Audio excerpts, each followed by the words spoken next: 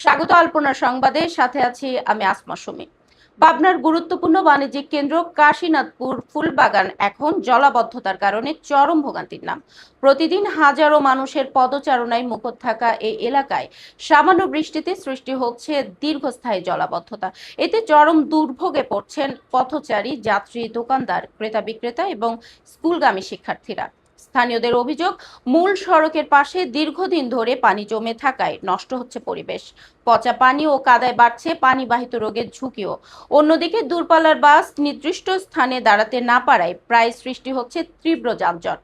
এ অবস্থায় দ্রুত জলাবদ্ধতা নিরসন, ড্রেনেজ ব্যবস্থার উন্নয়ন এবং কাশীনাথপুর ফুলবাগানের সৌন্দর্য বৃদ্ধিতে সংশ্লিষ্ট কর্তৃপক্ষের জরুরি হস্তক্ষেপ কামনা করেছেন এলাকাবাসী।